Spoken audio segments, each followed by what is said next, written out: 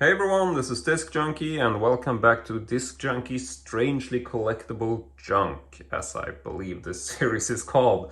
And today I want to show you a piece of vintage technology. This is not something that I've paid too much attention to. In fact, I haven't really considered it as being any kind of item of interest. But then again, I started looking at it the other day and I realized that this is actually quite a cool little thing. So this is a Bell & Howell portable sort of audio recording device, or basically a tape recorder, I suppose. So just opening this up, gonna just flip it around a bit to beginning to show you what it looks like. It has this sort of leather style exterior, got some buttons, little snaps on it, and here's the back, and it does have this little carrying straps, you can lug it around.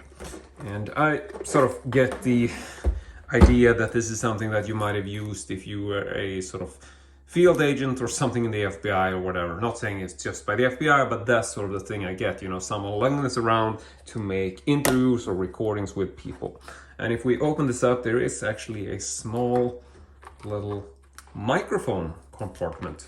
And there's also, I'm just gonna take this out, there we go. There is also a practical, not sure if you can see that, small cutout there, which actually allows you access to the microphone ports.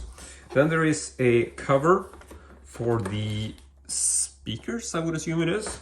And this is not removable, this is stitched on there. But if we move it around, we can actually open this side as well. So here we have some of these little snap buttons also on the side here. So if we open this up, we can actually remove this portion. This snaps off right at the other side as well. So this is a bit worn at the edges, but this is what it looks like. And this will reveal the actual machine. And you can tell there's also a bit of a snap functionality on this thing, but this only opens on one side. And this is basically only so you can take the machine out of its cover. So there we go. So this is the actual machine we're talking about. This is battery powered. I'm not really sure if this powers on. Can you use a wire for this? I realized I forgot to check this, but in any case, you can just open up the battery compartments. You can see this has quite a few batteries in it. So there you go. There is essentially 5 batteries, some wires in there, but this does work. I found this at a second-hand shop. I had it for quite a while, but I sort of tend to forget about it as being a fun item to talk about. But seeing as I do make this series now and I try to focus on vintage technology or just weird stuff that I found out in the second-hand market. So yeah, I definitely dig this one. Got some nice little sort of fake wooden panels on the side, and overall has this very sort of 70s type feel.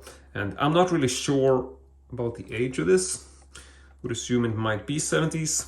In any case, here you can see the little ports we got. We got a projector port actually, and I really have no idea what all this is. Projector and camera, I'm not really sure how you would plug this in.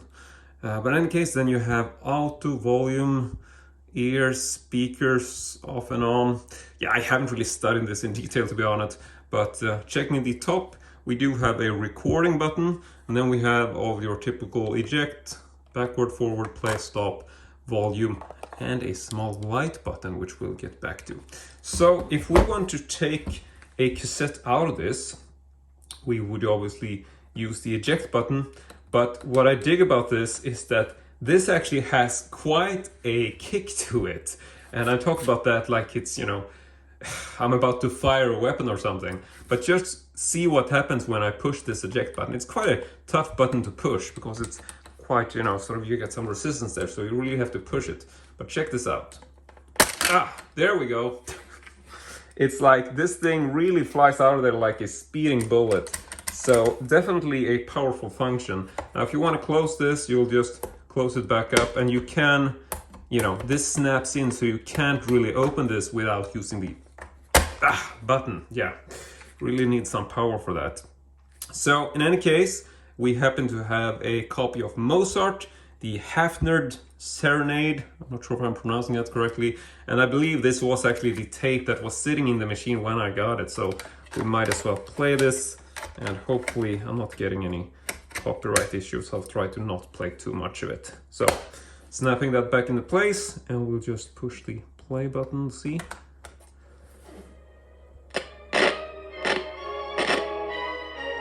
There we go. So, yeah, actually quite a good sound, depending on the age. And you can all see that it does sort of give a bit of static when I move the volume up and down. But I can move it up quite a bit.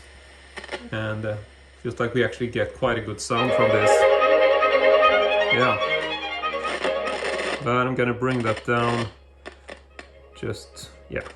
We might actually just keep it at a low. But what's interesting is that you actually get a bit of a sound meter down here, which I'm not really sure if you can tell, but if I essentially stop this now, you'll see that the meter actually goes down there, and then the little red needle will actually, you know, go depending on the volume, as far as I can tell. You can see that actually, well, I'm not sure if this is even visible. Yeah, I believe the little needle actually moves according to the volume, but I'm not exactly sure. It seems like it basically just goes on and off, so sort of hard to tell if it is actually, but it does move when you stop and play, as you can see. Stop it and it goes back down to the left.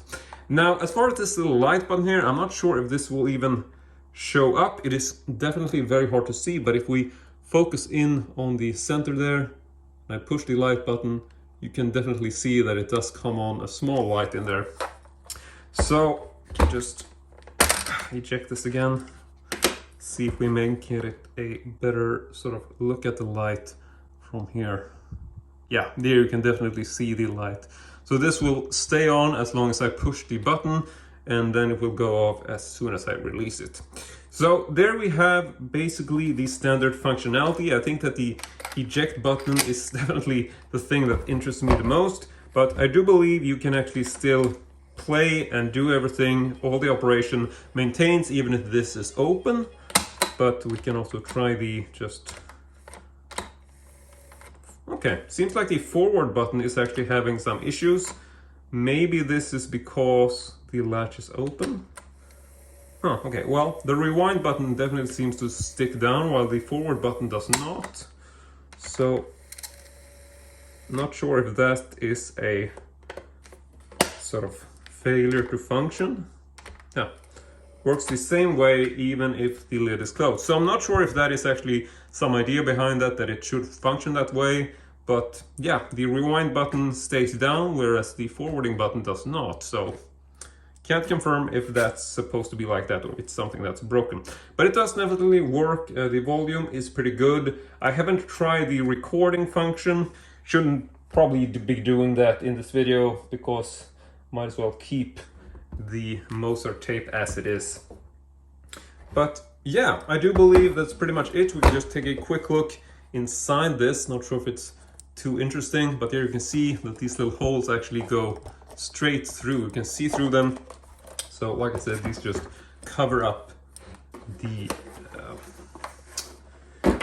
speaker system. Now, one thing that does surprise me is that there doesn't seem to be any sort of model number on this. I can't actually find any kind of markings except that this is the Bell and Howell Filmosound.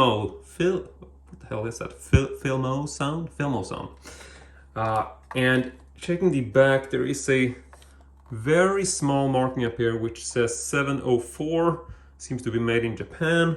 But aside from that, can't find any kind of markings to indicate what we are talking about as far as the model number goes.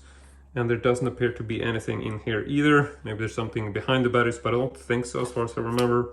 So I think we'll just leave it at that. And if I can find out the model on this, I will definitely leave it in the subject for the video. So let's just go ahead and slide this back.